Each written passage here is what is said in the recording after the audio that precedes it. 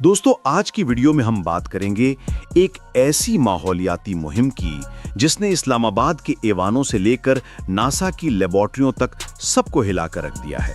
पाकिस्तान, जिसे कभी दरियाओं की धरती कहा जाता था, 2024 के इख्तिताम तक एक ऐसे खौफनाक मोड़ पर आ खड़ा हुआ जहां अक़वाम मुत्तहिदा, वर्ल्ड बैंक और आलमी माहौलियाती इदारों ने रेड अलर्ट जारी कर दिया कि 2025 तक पाकिस्तान बाकायदा तौर पर खुश्क साली का शिकार मुल्क बन जाएगा, जहां पीने का पानी सोने के भाव बिकेगा।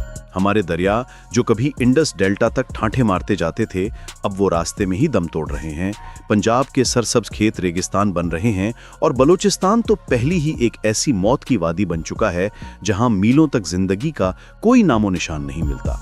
जमीन की प्यास बुझाने के लिए हमने ट्यूबवेल्स लगा लगाकर जेरे जमीन पानी का सीना इस कदर छलनी कर दिया है कि अब वहां से पानी की जगह संख्या और जहर निकल रहा है।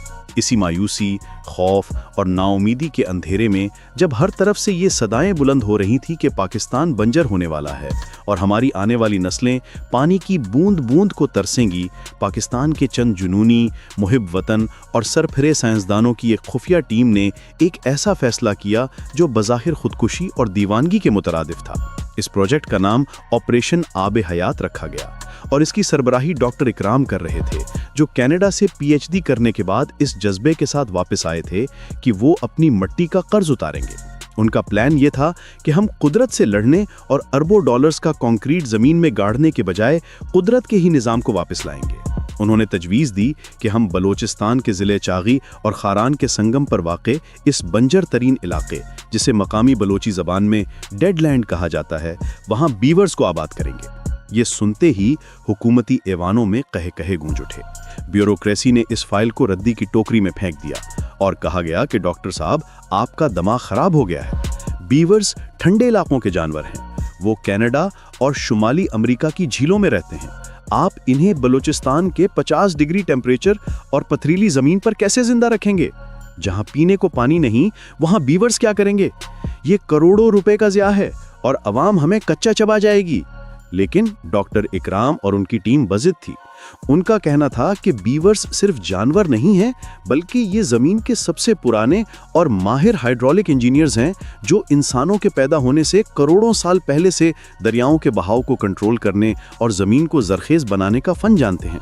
बड़ी मुश्किलों, बहसों मुबाहिसों और खुफिया फंडिंग के बाद आखिरकार इस प्रोजेक्ट की मंजूरी मिली, मगर शर्त ये थी कि अगर ये नाकाम हुआ तो पूरी टीम का कोर्ट मार्शल किया जाएगा। फिर वो रात आई जब पाकिस्तान की तारीख का सबसे अनोखा ऑपरेशन शुरू हुआ। कनाडा, अर्जेंटीना और चिली से खुसूसी कार्गो तैयारों के जरिए लाखों की तादाद में बीवर्स को पाकिस्तान लाया गया। उन्हें खुसूसी कंटेनर्स में रखकर रात के अंधेरे में फौजी ट्रक्स और हेलीकॉप्टर्स के जरिए बलूचिस्तान की इस मौत की वादी में पहुंचाया गया, जहां पिछले 50 साल से घास का एक तिनका नहीं उगा था, जहां की जमीन प्यास से फटकर मगरमच्छ की खाल जैसी हो चुकी थी और जहां दूर दूर तक सिवाय जहरीले सांपों और बिच्छुओं के कोई जानदार मौजूद नहीं था। साइंसदानों ने इन बीवर्स को वहां मौजूद सूखी हुई नदियों के रास्ते, खुश्क नालों और पहाड़ी दर्रों में छोड़ा, इस उम्मीद के साथ कि शायद कुदरत कोई मौजज़ा कर दे। शुरू के दिन और हफ्ते तो किसी डरावने ख्वाब से कम नहीं थे। बीवर्स को इस नए और सख्त माहौल में एडजस्ट होने में शदीद मुश्किलात पेश आईं। सैटेलाइट इमेजेस में देखा गया कि कई बीवर्स गर्मी की ताब ना लाकर मर गए, कई छुप गए और बज़ाहिर ऐसा लग रहा था कि ये प्रोजेक्ट अपनी मौत आप मर चुका है। पाकिस्तानी मीडिया ने इस खबर को ब्रेकिंग न्यूज़ बनाकर चलाया, टॉक शोज में इस प्रोजेक्ट का मजाक उड़ाया गया और इसे एक नाकाम तजर्बा करार दे दिया गया। यहाँ तक कि खुद प्रोजेक्ट की टीम भी शदीद डिप्रेशन का शिकार हो गई, क्योंकि 6 महीने गुजर जाने के बावजूद इस बंजर जमीन पर हरियाली का कोई नामो निशान नहीं था। हर तरफ वही उड़ती हुई धूल, वही तपती हुई धूप और वही वैरानी थी। लेकिन दोस्तों, कुदरत अपने राज आसानी से फाश नहीं करती। जमीन के नीचे और इन सूखी नदियों की गहराइयों में कुछ ऐसा हो रहा था जो इंसानी आंख से ओझल था, मगर वो पाकिस्तान की तकदीर बदलने वाला था।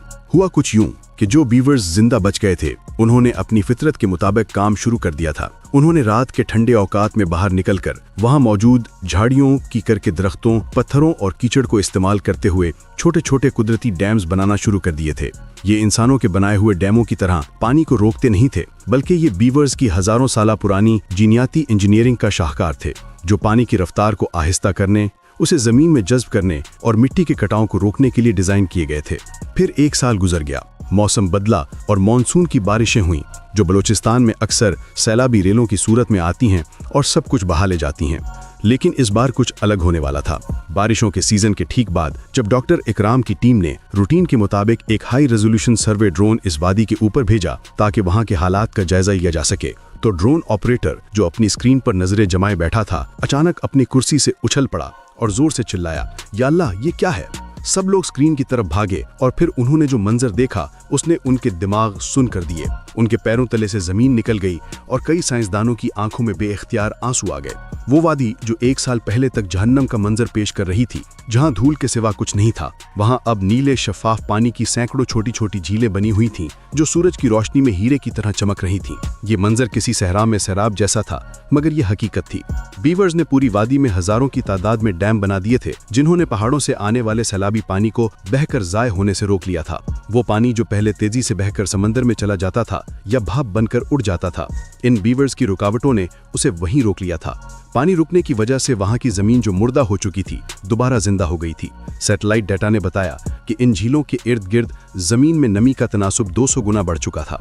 और सबसे बड़ा मोजज़ा ये हुआ था कि वहां का वाटर टेबल जो पहले 800 से 1000 फुट नीचे जा चुका था और बोरिंग करने पर भी पानी नहीं मिलता था, वो हैरतकुन तौर पर सिर्फ 1 साल के अंदर 200 फुट ऊपर आ गया था। ये अर्जियाती साइंस की तारीख का एक नामुमकिन वाकया था। साइंसदानों ने देखा कि इन झीलों के किनारे कुदरती तौर पर हरी घास, पौधे और दरख्त उगना शुरू हो गए थे। वो परिंदे जो हिजरत कर चुके थे, वो वापस आकर वहां घोंसले बना रहे थे। तितलियां और भंवरे जो वहां से गायब थे, वो वापस आ चुके थे। और वो नदी जो सालों से सूखी पड़ी थी, अब वो एक जिंदा दरिया की तरह पूरा साल बहने के काबिल हो गई थी, क्योंकि बीवर्स के डैम्स ने पानी को जखीरा करके इसे स्लो रिलीज सिस्टम पर डाल दिया था। जब साइंसदानों की टीम वहां फिजिकल मुआयना करने पहुंची, तो मकामी बलोच चरवाहे जो पहले नकल मकानी करने का सोच रहे थे, वो खुशी से रो रहे थे।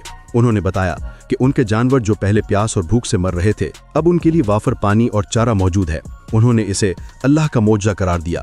साइंसदानों ने जब पानी का लेबोरेटरी टेस्ट किया, तो एक और हैरानकुन इंकशाफ हुआ कि बीवर्स के डैम्स ने एक कुदरती फिल्टर का काम किया है। पानी में मौजूद भारी धातें, नमकियात और जहरीले मादे जो जमीन से निकल रहे थे, वो इन डैमों की तह में बैठ गए थे और आगे बहने वाला पानी बिल्कुल साफ और मीठा हो चुका था। इस तजर्बे ने साबित कर दिया कि इंसान चाहे जितनी भी टेक्नोलॉजी बना ले, चाहे जितने भी बड़े डैम बना ले, वो इस कुदरती निज़ाम का मुकाबला नहीं कर सकता जो अल्लाह ने इन छोटे जानवरों के दिमाग में फीड किया है।